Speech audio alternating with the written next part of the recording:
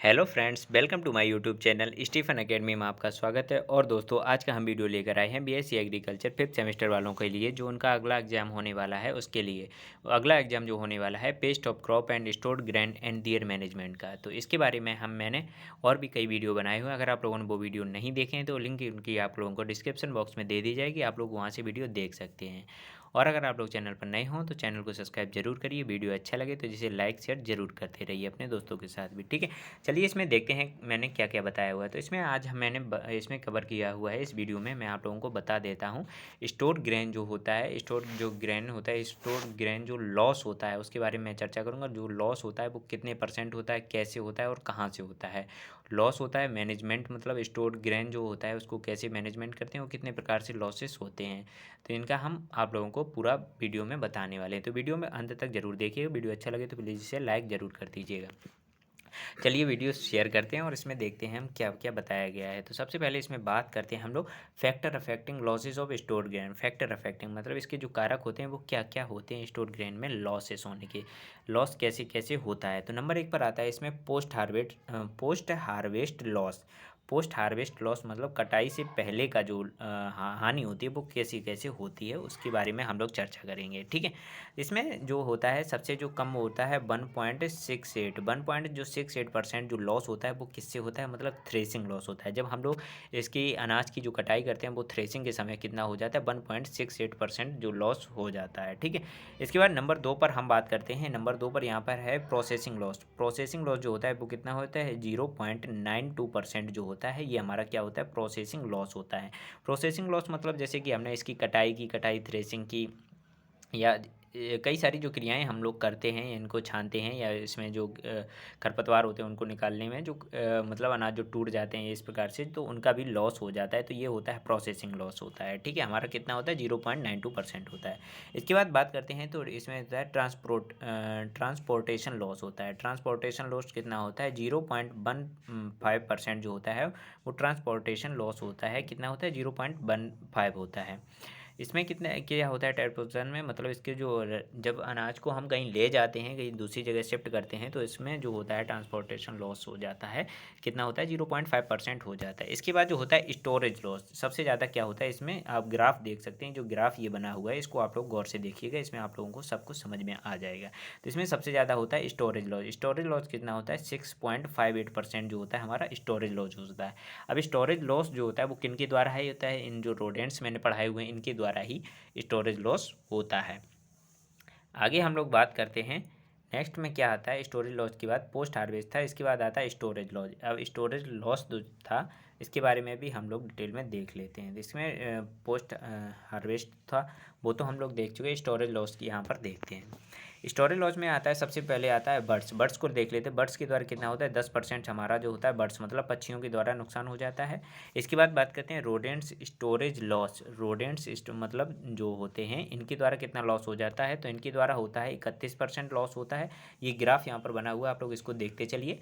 तो इसमें होता है 31% लॉस हो जाता है और इसमें 51% लॉस जो होता है वो सबसे ज़्यादा होता है किसके द्वारा होता है, मतलब ड्यू टू इंसेक्ट पेस्ट जो होते हैं उनके द्वारा, मतलब कीटों के द्वारा जो होता है वो 51% लॉस हो जाता है इसमें। और इसके बाद आती है moisture storage loss. Moisture storage loss मतलब जो नमी के द्वारा जो स्टोरेज में लॉस होता है वो कितना होता है 8% होता है। कितना होता है 8% लॉस यहाँ से हो जाता है। इसके बाद हम लोग बात करते हैं टाइप्स ऑफ लॉसेस की, मतलब कितने प्रकार का जो लॉस होता है वो कितने प्रकार का होता है। तो storage product can be losses two types. Storage product can be losses two types, दो प्रकार से होता है। कितने प्रकार से होता है, दो प्रकार से होता है। अब दो प्रकार वो कौन कौन से होते हैं, एक तो क्वांटिटेटिव लॉस, दूसरा होता है क्वालिटेटिव लॉस। क्वांटिटेटिव लॉस मतलब जो जैसे कि इसका वजन 1 किलो है, 1 किलो में से लॉस होकर के कितना बचा है, तो 800 ग्राम बचा या 900 ग्राम बचा, तो इसे कहते हैं क्वांटिटेटिव लॉस। और क्वालिटेटिव लॉस क्या होता है, क्वालिटेटिव मतलब उसकी जो जो पोषक तत्व होते हैं उसकी क्वालिटी में जो हानि हो जाती है उसे कहते हैं क्वालिटेटिव लॉस। अब इसमें जो कुछ यहाँ पर इंपॉर्टेंट मतलब जो अंतर हैं, इनके कुछ अंतर दिए गए हैं, दो चार पॉइंट हैं, इनको भी देख लेते हैं। ये क्वालिटेटिव लॉस एक तरफ दिया गया है क्वालिटेटिव लॉस। इसमें सबसे पहले हम लोग देखते हैं क्या दिया गया है। तो सबसे पहले इसमें चर्चा करेंगे इम्प्रॉपर हार्वेस्ट। इम्प्रॉपर हार्वेस्ट जो होता है, इम्प्रॉपर हार्वेस्ट क्या होता है क्वांटिटेटिव लॉस होता है। क्वांटिटिव लॉस हो जाता है, इसमें मतलब कम रह जाती है, कम मतलब अनाज प्राप्त होता है। नंबर इसमें एक में क्या होता है, change in colour, smell and taste. Smell and taste, इसमें क्वालिटेटिव लॉस क्या होता है, क्वालिटेटिव लॉस होता है इसका कलर बदल जाता है, इसमें सुगंध चली जाती है और टेस्ट इसका बिगड़ जाता है, ये होता है क्वालिटेटिव लॉस होता है। ठीक है, नंबर सेकंड पॉइंट पे बात करते हैं, inconsistent harvest technology, threshing and selling. अब इनकी जो कंसिस्टेंट हार्वेस्ट टेक्नोलॉजी होती है, थ्रेसिंग एंड सेलिंग, इसमें क्या होता है, इसमें क्वांटिटिव लेस हो जाता है। क्वांटिटिव लेस जैसे कि मैंने ऊपर उसकी मात्रा बताई हुई थी, आप लोग देख सकते हैं। तो थ्रेसिंग में और सेलिंग करते समय इसकी भी क्वांटिटिव लॉस हो जाता है। अब इसमें सेकेंड पॉइंट क्या है, क्वालिटेटिव लॉस में। क्वालिटेटिव लॉस में जो सेकेंड पॉइंट है वो दिया गया है, कंटामिनेशन विथ टॉक्सिस। टॉक्सिस मतलब जो अनाज होता है वो हमारा जहरीला हो जाता है, किसी प्रकार से उसकी क्वालिटी नष्ट हो जाती है। अब इसकी क्रम में देखते हैं नंबर थर्ड पर क्या दिया गया है, इसका जो नंबर थर्ड पॉइंट है वो दिया गया improper drawing method. Improper drawing method मतलब जो अनाज होता है वो सही तरीके से जब सूख नहीं पाता है और उसकी कटाई छटाई कर दी जाती है तो उसे क्या कहते हैं, क्वांटिटिव लॉस की श्रेणी में ये आ जाता है, इम्प्रॉपर ड्राइंग मेथड। ठीक है, अब इसमें नंबर 3 में क्या होता है, ग्रोइंग पैथोजन। मतलब ग्रोइंग पैथोजन क्या होते हैं, जो पौध कारक होते हैं जो वो उगाते हैं, तो उनके द्वारा क्या होता है, क्वालिटेटिव उसका लॉस हो जाता है क्वालिटी का। नंबर 4 पर बात करते हैं, damage caused by the paste organism and produce. मतलब जो टॉक्सिन होती है, एम्फाटॉक्सिन, एल्फा टॉक्सिन होती है, इसके बारे में। इसमें क्या होता है, damage caused by the paste organism, जो कीट पक्षी होते हैं, कीट कारक होते हैं, पेस्ट ऑर्गेनिज्म होते हैं, उनके द्वारा क्या होता है, प्रोड्यूस कर दिया जाता है, क्या, एल्फा टॉक्सिन कर दिया जाता है। इसमें जो क्वालिटेटिव लॉस होता है नंबर 4 में, इसमें क्या बताया कि reduction in neutral value. Reduction in मतलब जो न्यूट्रिशन मतलब पोषक तत्वों की जो मात्रा होती है उसमें क्या होती है, कमी आ जाती है। ये थे इनके कुछ अंतर मैंने जो बताए हुए थे। इसके बाद देखते हैं नेक्स्ट पॉइंट दिया गया है कि factor affecting losses of stored grain. Factor affecting मतलब कारक क्या होते हैं, तो ये जो कारक होते हैं स्टोर्ड ग्रेन में जो लॉसेस के, वो दो प्रकार से होते हैं, एक बायोटिक होते हैं और दूसरा एबायोटिक होते हैं। एबायोटिक और बायोटिक होते हैं। तो एबायोटिक जो होते हैं ये 4 प्रकार के होते हैं। अब एबायोटिक को सबसे पहले देख लेते हैं। एबायोटिक में 4 प्रकार कौन कौन से होते हैं। एबायोटिक में 4 फैक्टर विच ग्रेटली इफेक्टिवली, मतलब एबायोटिक जो कारक होते हैं ये 4 होते हैं और ये बहुत ही ज़्यादा मायने रखते हैं। तो इसमें देखते हैं नंबर 1 पर दिया गया है कि ग्रेन मॉइस्चर कंटेंट, जो अनाज में जो नमी प्रतिशत होता है वो कितना रहना चाहिए। तो इनका जो नमी प्रतिशत का लेवल होना चाहिए वो लेवल ऑफ मॉइस्चर 8 to 10% होना चाहिए। कितना होना चाहिए, 8 से 10% होना चाहिए। नंबर 2 में इसमें बात करते हैं ग्रेन टेम्परेचर, जो अनाज की वो मतलब इसका जो तापमान होता है वो मतलब ग्रेन टेम्परेचर जो होता है वो मतलब मिनिमम अधिक से अधिक मतलब जितना भी उचित होता है वो रखा जाना चाहिए। नंबर 3 पर आता है इनिशियल कंडीशन ऑफ ग्रेन, मतलब जो अनाज की जो प्रारंभिक अवस्था होती है उसमें अधिक ध्यान दिया जाना चाहिए। नंबर 4 पे बात करते हैं तो O2 लेवलिंग ऑफ ग्रेन, मतलब जो अनाज होता है उसमें जो O2 लेवल होता है उसको मेंटेन रखना चाहिए। इसके बाद हम लोग यहाँ पर देखेंगे, इसकी विस्तार से चर्चा करेंगे। जो एबायोटिक में आप लोगों ने अभी जो 4 मतलब इसके जो पॉइंट पड़े हुए थे इनको देखते हैं, विस्तार से यहाँ पर डिस्क्राइब किया हुआ है। इसमें सबसे पहले पॉइंट क्या दिया गया था, ग्रेन मॉइस्चर कंटेंट। तो ग्रेन मॉइस्चर कंटेंट जो नमी प्रतिशत थी उसका क्या लेवल रहता है, तो लेवल ऑफ मॉइस्चर 8 to 10%, मतलब 8 से 10% मतलब इसकी नमी रहनी चाहिए। अब इसमें क्या दिया गया है, एक पॉइंट और दिया गया कि blow 13% moisture micro organism and might, जो मतलब ब्लो होना चाहिए, कितना होना चाहिए, लगभग 13% से अधिक होना चाहिए, मतलब माइक्रो ऑर्गेनिज्म और माइट के तापमान के लिए अधिक नहीं होना चाहिए, मतलब 13% से अधिक नहीं होना चाहिए। इसके बाद बात करते हैं 8 से जो 10% की जो नमी होती है वो arrest the growth of stored grain paste, मतलब ग्रोथ स्टोर्ड ग्रेन की जो पेस्ट की जो वो होती है ग्रोथ होती है वो क्या होती है 8 से 10% पर नहीं हो पाती, तो इससे 8 से 10% इसका रखा जाता है। अब इसमें कुछ एक्सपेक्शन दिया गया है, अब बात के लिए जैसे कि खपरा जो बीटल होता है, ट्राइकोडर्मा जो ग्रेनियम होता है, ये इन दोनों के लिए अब बात होता है क्योंकि ये अधिक से अधिक नमी में भी, अधिक से अधिक टेम्परेचर और कम से कम नमी में भी हो जाता है, इसलिए इसे अपवाद माना जाता है। और मिनिमम आर एच का मतलब होता है रिलेटिव ह्यूमिडिटी, मतलब सापेक्षिक जो आर्द्रता होती है वो कितनी रखनी चाहिए, वो कम से कम होनी चाहिए 25 से 40%, और अधिक से अधिक जो होनी चाहिए वो 80 से 100% अधिक से अधिक होनी चाहिए। इसके बाद हम बात करते हैं, एक और पॉइंट यहाँ पर दिया गया है कि अगर हम 0 डिग्री सेल्सियस तक अनाज को भंडारित करते हैं तो फंजाई विकास नहीं करता है। अब इसमें क्या है, जो फंजाई हो जाती है हमारे स्टोरेज में, तो वो क्या होता है 0% तक अगर हम अनाज को भंडारित करते हैं, मतलब 0% जो तापमान उसका रखते हैं, तो इसमें क्या होता है, फंजाई विकास नहीं कर पाता है। अब नंबर 2 पर हम बात करते हैं, इसमें आता है number 3 initial condition of grain, मतलब जो उसकी जो प्रारंभिक अवस्थाएं होती हैं अनाज की, वो क्या क्या होती हैं। जैसे क्लीन ग्रेन, मतलब जो साफ़ अनाज होता है वो होना चाहिए। क्लीन एंड ड्राई बिन, मतलब जो स्थान होना चाहिए वो कैसा होना चाहिए, क्लीन होना चाहिए, मतलब साफ़ सुथरा और सूखा स्थान होना चाहिए। बीड पार्टिकल ना हो, मतलब जो बीड होते हैं, मतलब जो खरपतवार होते हैं उनका उनके वहाँ टुकड़े नहीं होना चाहिए। हेल्दी ग्रेन हो, मतलब अनाज जो हो वो पूर्णतः स्वस्थ होना चाहिए, तो वहाँ पर स्टोरेज सही माना जाता है। नंबर 4 पर बात करते हैं हम लोग, क्या बताया गया था, O2 level in stored grain. तो O2 लेवल को कैसे हम लोग स्टोर ग्रेन में करते हैं, तो इसमें O2 लेवल जो रखा जाता है less than 3% of O2 over 28 days controlled the stored grain, मतलब जो O2 लेवल होता है वो 3% से कम रखा जाना चाहिए। जो ऑक्सीजन लेवल है वो कितना, 3% से कम रखा जाना चाहिए। कितने दिनों तक, लगभग 28 दिनों तक इसे कंट्रोल करना चाहिए। अब हाउ एवर, मतलब इसमें कैसे करना चाहिए, मतलब हाउ एवर, मतलब इसमें लेस देन बताया गया है, लेस देन 2%, 2% जो होता है वो oxygen level control micro orgasm, मतलब माइक्रो ऑर्गेजम इससे नहीं होते, इसलिए इसे कंट्रोल करना चाहिए, मतलब 2% तक लगभग रखना चाहिए, मतलब 3% से कम रखना चाहिए, लेस देन। इसके बाद बात करते हैं हम लोग बायोटेक फैक्टर की। बायोटेक फैक्टर, ये बायोटेक फैक्टर में 4 फैक्टर थे, वो मैंने आप लोगों को डिस्क्राइब कर दिया। अब आती है बायोटेक फैक्टर की बारी। तो बायोटेक फैक्टर में क्या है कि रोडेंट्स, बर्ड्स एंड एनिमल्स, ये आते हैं हमारे बायोटेक फैक्टर में। तो इनमें रोडेंट्स आते हैं, बर्ड्स आते हैं और एनिमल्स आते हैं। इसमें एक पॉइंट दिया गया है कि insect, paste and micro organism, fungi, bacteria and, ये भी आप लोगों के इसी में आते हैं। बायोटेक फैक्टर में इंसेक्ट पेस्ट, माइक्रो ऑर्गेनिज्म जैसे कि फंजाई, बैक्टीरिया एंड मोर, और सब चीज़ें आती हैं। इसके बाद बात करते हैं कि स्टोर्ड ग्रेन इंसेक्ट पेस्ट जो होते हैं वो कैसे होते हैं, किस प्रकार से होते हैं, कौन कौन से होते हैं। इसमें होते हैं 2 तरीके के होते हैं। एक तो होता है primary storage insect pest, number 2 पर होता है secondary storage insect pest. Primary में इंटरनल एंड एक्सटर्नल जो फीडर होते हैं हमारे, वो आते हैं, किस में आते हैं, प्राइमरी स्टोरेज इंसेक्ट पेस्ट में उनका उपयोग किया जाता है। इसके बाद हम लोग बात करते हैं इनका मैनेजमेंट, जो मैनेजमेंट होता है, मतलब अनाज को रखने का, वो स्टोरेज ग्रेन में वो किस प्रकार से किया जाता है, उसके बारे में भी हम लोग चर्चा कर लेते हैं। तो दोस्तों, अगर आप लोगों को वीडियो अच्छा लग रहा हो तो प्लीज़ इसे लाइक करते जाइए और अपने दोस्तों के साथ जरूर शेयर कर दीजिएगा इस वीडियो को, ठीक है। चलिए इसमें देखते हैं मैनेजमेंट हम लोग जो करते हैं वो किस प्रकार से करते हैं। तो मैनेजमेंट में क्या रहता है, यहाँ पर मैनेजमेंट बताया गया है। तो सबसे पहला पॉइंट दिया गया है कि नमी 10% से कम होनी चाहिए। अनाज में क्या होना चाहिए, नमी जो है वो हमारी 10% से कम होनी चाहिए, ठीक है।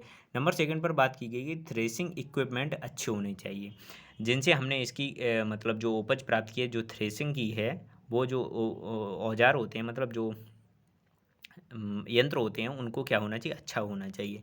नंबर 3 पर बात करते हैं, ग्रेडिंग होनी चाहिए। मतलब ग्रेडिंग क्या होता है, इनकी जो छटाई की जाती है उसे ग्रेडिंग कहते हैं। मतलब अच्छे अनाज अलग होने चाहिए, टूटे फूटे जो टुकड़े होते हैं वो अलग होने चाहिए, ग्रेडिंग इनकी होनी चाहिए। नंबर 4 पर बात करते हैं, भंडारित अनाजों को कीटों से बचाने के लिए सन स्क्रीनिंग करना चाहिए। अब सन स्क्रीनिंग क्या होता है कि मतलब धूप धूप में इनको सुखाना चाहिए। अनाज को करने से पहले जो कीट उसमें कुछ रह जाते हैं उनके लिए सन स्क्रीनिंग करना बहुत आवश्यक होता है। इनको स्टोरेज करने से पहले ये मैनेजमेंट सारे करने चाहिए। नंबर 5 पर आता है, नंबर 5 पर क्या आता है कि डाई कार्बोक्सीमाइड जो होती है, ये कॉन्टैक्ट फ्यूमीसाइड का इस्तेमाल करके नियंत्रित करते हैं। ये कॉन्टैक्ट जो फ्यूमीसाइड होते हैं इनका इस्तेमाल, इनको नियंत्रित कैसे करते हैं, तो डाई कार्बोक्सीमाइड से करते हैं। इसके बाद नीचे एक और आप लोगों को बताया गया कि थायोबेंडाजोल जो होती है, ये सिस्टमिक फंजीसाइड, इसके द्वारा माइक्रो ऑर्गेनिज्म को हम लोग कंट्रोल कर सकते हैं। माइक्रो ऑर्गेनिज्म को इसके द्वारा कंट्रोल कर सकते हैं, किसके द्वारा, थायोबेंडाजोल के द्वारा करते हैं। मेथड ऑफ ग्रेन स्टोरेज क्या होता है, तो स्टोरेज की यहाँ पर कुछ परिभाषा दी गई है, उसको आप लोग देख लीजिए, बहुत ही सिंपल दी गई है। तो to maintain the quality of grain after harvesting for the maintaining, ठीक है। इसके बाद आती है supply of grain and next आता है taking advantage of higher prices. मतलब स्टोरेज जो करते हैं वो क्यों करते हैं, तो इसके यहाँ पर कारण कुछ बताए गए। टू मेंटेन द क्वालिटी, मतलब उसकी जो क्वालिटी होती है वो बनी रहे, और to grain after harvesting for the maintain, मतलब उसकी जो अनाज की जो क्वालिटी होती है वो हार्वेस्ट मतलब कटाई के बाद मतलब जो उपज प्राप्त होती है उसकी कटाई के बाद जो क्वालिटी होती है वो बनी रहे, इसके लिए हम इसका स्टोरेज करते हैं। नंबर सेकंड पर आते हैं सप्लाई टू ग्रेन, मतलब इसको जैसे कहीं पर सप्लाई करना है तो उसके लिए हम क्या करते हैं, स्टोरेज करना पड़ता है। इसके बाद नेक्स्ट पॉइंट आता है taking advantage of higher price. जैसे आप लोगों को किसी वस्तु के अगर अधिक दाम लेने हैं तो उसमें क्या होगा, आप लोगों को क्वालिटी इंप्रूव करनी पड़ती है, तो इसी प्रकार अनाज में भी होता है। ठीक है, तो स्टोरेज करने इसीलिए स्टोरेज किया जाता है। इसके बाद यहाँ पर एक पॉइंट दिया गया है कि the choice based on the local factors of storage. अब लोकल में इसका जो स्टोरेज है वो हम किस प्रकार से करते हैं, लोकल में अनाज को हम किस प्रकार से स्टोरेज करते हैं, उसकी जो आप लोगों को यहाँ पर बताया गया क्यों करते हैं, इसके लिए यहाँ पर कुछ बिंदु दिए गए हैं वो मैं आप लोगों को बताता हूँ। नंबर 1 पे दिया गया है कि टाइप ऑफ ग्रेन, मतलब जो अनाज है उसका क्या प्रकार है, वो किस प्रकार से होना चाहिए। नंबर सेकंड पर ड्यूरेशन ऑफ स्टोरेज, मतलब कितने समय के लिए उसे आप लोगों को स्टोर करना है वो पता होना चाहिए। नंबर 3 पर वैल्यू ऑफ ग्रेन, जो अनाज है उसकी कुछ वैल्यू है या आप लोग ऐसे ही फालतू में उसको स्टोर ना करें, उसमें बहुत खर्च हो जाता है। नंबर 4 में क्या है, क्लाइमेटिक कंडीशन। क्लाइमेटिक कंडीशन क्या होता है, मतलब अगर आप लोगों को क्लाइमेटिक कंडीशन अगर सही हो तो उसको स्टोरेज करने की कोई आवश्यकता नहीं होगी। नंबर 5 पर आता है ट्रांसपोर्टेशन सिस्टम, मतलब जो यातायात सिस्टम होता है वो अगर सही हो तो आप लोगों को स्टोरेज करना चाहिए। नंबर 6 पर आता है cost and availability of labour, मतलब जो कॉस्ट होती है आपकी, जो लागत होती है उसकी जो उपलब्धता होती है वो बनी रहे, वो अगर सही हो तो करें। Cost and availability of bag, मतलब जो उपलब्धता होती है किसकी, कॉस्ट मतलब जो अवेबिलिटी ऑफ बैग, जो बोरे होते हैं उनकी, जो गनी बैग जो होते हैं उनकी उपलब्धता भी होनी चाहिए। नंबर 8 पर बात करते हैं कि incidents of rodents and certain types of storage insect and paste. जहाँ पर आप स्टोरेज करना चाहते हैं वहाँ पर जो रोडेंट्स होते हैं और जो इंसेक्ट पेस्ट होते हैं इनका जो प्रकोप है वो कम होना चाहिए, कम से कम होना चाहिए, तो ही आप लोग करें। इसके बाद हम लोग बात करते हैं 2 types of method apply in grain storage, मतलब 2 तरीक़ों से हम क्या करते हैं, ग्रेन को स्टोरेज करते हैं। अब कौन कौन से 2 तरीके हैं, नंबर 1 तो बैग स्टोरेज, मतलब जो गनी बैग वगैरह में रख देते हैं हम लोग, वो होती है बैग स्टोरेज। नंबर 2 पे है loose in bulk storage. Loose in bulk मतलब खुला जो छोड़ देते हैं ढेर के रूप में, वो स्टोरेज एक तरीके से होता है। तो ये 2 प्रकार से करते हैं इसका स्टोरेज। अब इसमें बताया गया यहाँ पर कुछ क्या दिया गया कि traditional method of grain storage. Traditional method मतलब जो पहले के ज़माने में जो प्रयोग किए जाते थे वो किस प्रकार से किए जाते हैं, ट्रेडिशनल मेथड कौन कौन से हैं, इसके बारे में बात करते हैं। तो इसमें बताया गया पहला जो मेथड है Bukhari type, mud and bamboo. Mud मतलब जो मतलब मिट्टी का एक, आप लोगों को देखा होगा अपने घर में पहले बनाया जाता है, तो बुखारी टाइप उसे बोलते हैं, बुखारी टाइप स्टोरेज मतलब। नंबर 2 पर आती है कोठर। कोठर मतलब एक बॉक्स टाइप का जो बनाया जाता था वो आपका था कोठर टाइप का था, कोठर टाइप ग्रेन स्टोरेज जो बनाया जाता था। ठीक है। नंबर 3 पर था मोराई। मोराई टाइप में मतलब इस प्रकार का कुछ शेप बनाया जाता था और उसमें अनाज को भर दिया जाता था। नंबर 4 पर आता है मड कोठी टाइप। मड कोठी टाइप में भी आप लोगों को मिट्टी की एक कोठी टाइप की बना दी जाती थी जिसमें अनाज को बंद करके भर दिया जाता था। नंबर 5 पर आता है कि कनाज कनज टाइप स्टोरेज एक प्रयोग किया जाता है। नंबर 6 पर मेटल ड्रम स्टील बिन। मेटल ड्रम स्टील बिन ये अभी आप लोगों को देखने को मिल जाएंगे। मेटल बिन जो आते हैं वो ड्रम के रूप में होते हैं, जिन्हें स्टील बिन के जो भी होते हैं। ठीक है। नंबर 7 पर आते हैं प्लास्टिक बिन स्टोरेज स्ट्रक्चर। स्टोरेज स्ट्रक्चर मतलब ये गोलाकार में जो प्लास्टिक के जो ड्रम टाइप के होते हैं उनमें भी हम लोग अनाज को कर देते हैं। नंबर 8 में आता है बैग टाइप। बैग टाइप में जो मतलब बोरे होते हैं, गिनी बैग होते हैं, उनमें इनको भर दिया जाता है। ठीक है। तो इस प्रकार से मैंने आप लोगों को ये पूरा मतलब जो स्टोरेज लॉस था, स्टोरेज मैनेजमेंट था और किस प्रकार से मतलब टाइप्स ऑफ स्टोरेज किस प्रकार से करते थे, ये सब मैंने आप लोगों को बता दिया है। तो दोस्तों अगर आप लोगों को वीडियो अच्छा लगा और अगर आप लोगों के लिए हेल्प उठा तो प्लीज़ इसे लाइक ज़रूर कर दीजिए और अपने दोस्तों के साथ ज़रूर इसे शेयर करिएगा। चलिए मिलते हैं आप लोगों को नेक्स्ट वीडियो में नेक्स्ट टॉपिक के साथ, तब तक के लिए धन्यवाद।